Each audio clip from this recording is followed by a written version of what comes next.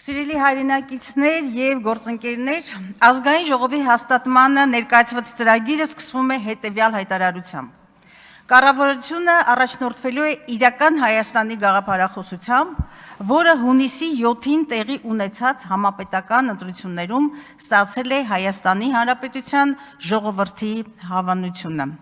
Այս ինքնավստահ հաստատումից առաջ, պարոն Փաշինյան, հիշեք, որ ձեզ քաղաքական մեծամասնությանը ձայն է տվել ընտրության իրավունք ունեցող Հայաստանի Հանրապետության քաղաքացիների ընդամենը 29%-ը։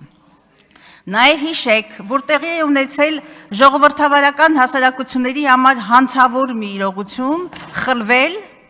իսկ ավելի շուտ գողացվել է 60,000 ընտրողների սահմանադրությամբ երաշխավորված ընտրության իրավունքը։ Ոչնչացվել է ազատ կամ արտահայտության սկզբունքը, ինչը լեգիտիմության մեծագույն հարցական է դնում թե խորհրդարանի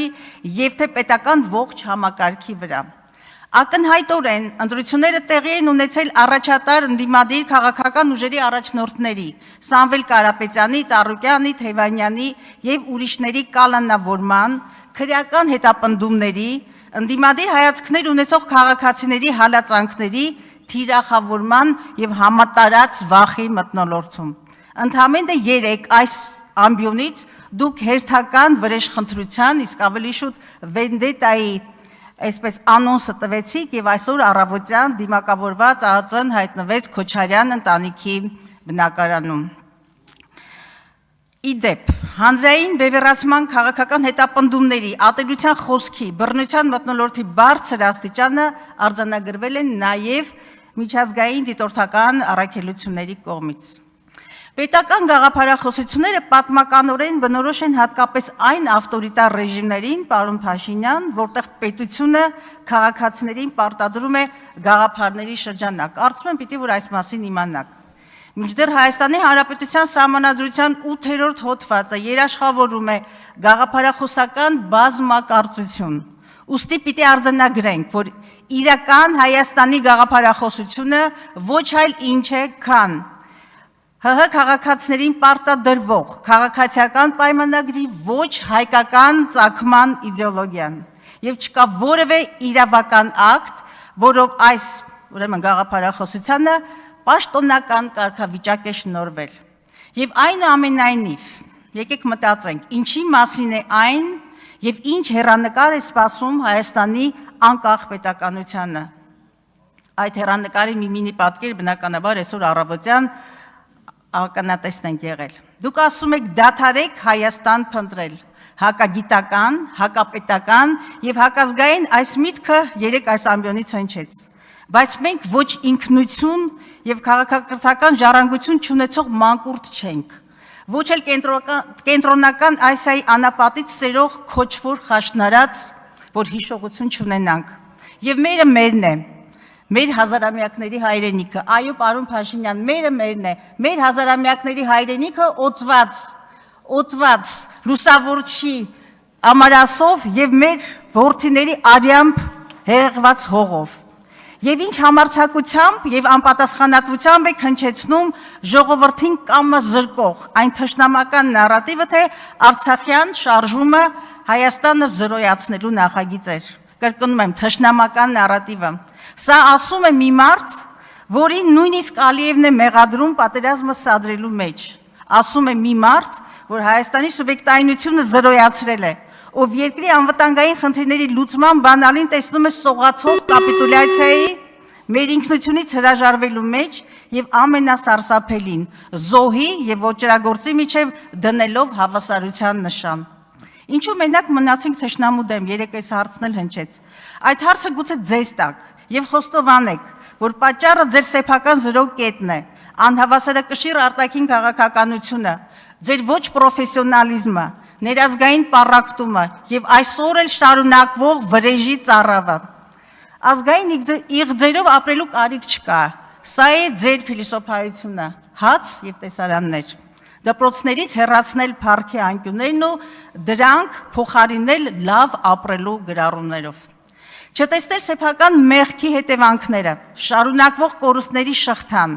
վերացարկվել այս ամենից եւ հայտարարել հաստատված խաղաղության մասին։ Ես եւ հազարավոր Հայաստանի Հանրապետության քաղաքացիներ հարցնում ենք, այդ որ հաստատված խաղաղության մասին եք խոսում։ Երբ օգոստոսի 8-ի թանակը չչորացած Ալիևը զգուշացնում է Հայաստանին, փոխեք սահմանադրությունը, հակառակ դեպքում կարող եք հետևանքներ կրել։ Կրկնում եմ, հակառակ դեպքում կարող եք հետևանքներ կրել։ Հետո գալ եւ այս ամբիոնից ժողովրդին ներշնչել, թե ինքն է նոր սահմանադրության պատվիրատուն։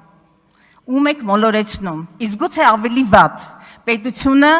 եւ դուք չունեք ունակությունը գնահատելու իրական սպառնալիքները եւ կառավարել դրանք։ Դուք նաեւ հոգեպես եք կապիտուլացված, պարոն Փաշինյան, ասեմ թե ինչու։ Այլապես ինչպես մեկնաբանել Նախիջևան հինավուրց հայերեն բառի թուրքերեն հնչողությունը, որը երեք շատ ակնհայտ հրճվանքով մի քանի անգամ հնչեցրեցիք եւ արտասանում եք այստեղ։ Տպավորություն ունեմ, որ Ադրբեջանի քաղաքական ղեկավարության կողմից հնչող սպառնալիքների դեմ Հայաստանի եւ ձեր միակ հակազդեցությունը 29742 կիլոմետր թվի բարձրաձայնում է եւ այդ ուրեմն ուրվագիծը կրծքանշանը ձեր օձիքին։ Մինչդեռ տարածքի նույնականությունը կամ թիվը դեռ անվտանգային երաշխիք չէ, ինչպես եւ քարտեզը երաշխիք չէ։ Դուք մոռացել եք, որ այս պահին Ադրբեջանի օկուպացիայի ներքո են Հայաստանի ինքնիշխան տարածքի անբաժանելի մաս կազմող ավելի քան 200 քառակուսի կիլոմետր տարածք։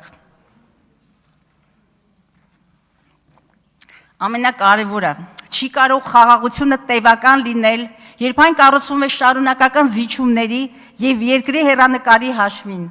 Չի կարող խաղաղությունը արդար լինել եւ այս պահին Բաքվում հայ ռազմագերիներ կան եւ դատվում է Արցախի ռազմաքաղաքական ղեկավարությունը։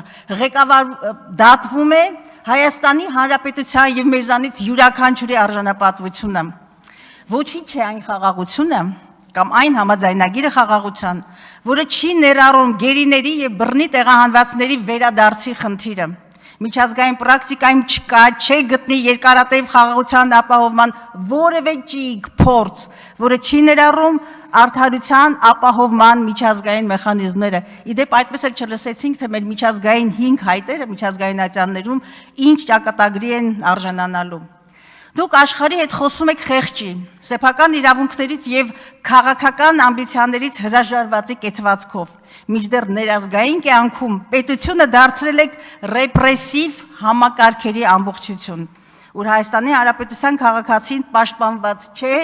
եւ չի հավատում իր վաղվա օրվան։ Այո, հանձային վստահությունը կառավարության նկատմամբ շարունակում է նվազել եւ հարցվածների մեծ մասը գտնում է, որ Հայաստանը շարժվում է սխալ ուղղությամբ։ Մարդու իրավունքների եւ ժողովրդավարության պաշտպանության տեսանկյունից կառավարության ծրագիրը չունի որևէ չափելի տեսլական։ Մինչդեռ ոստիկանական բռնությունները, խոսքի ազատության նահանջը, սելեկտիվ արդարադատությունը, քաղաքական բանտարկումները, անմեղության կանխավարկածի համատարած խախտումները, ընդհանրապես սահմանադրության ոտնակող անելը ամենօրյա բնույթ են կրում։ Հայաստանը շարունակում է լինել գործադիրի ձեռքում կենտրոնացած կիսաազատ հիբրիդային երկիր, ինչպես ձեր սիրած նախկինների ժամանակ էր, զրո փոփոխություն, որոշ առումներով նույնիսկ նահանջ։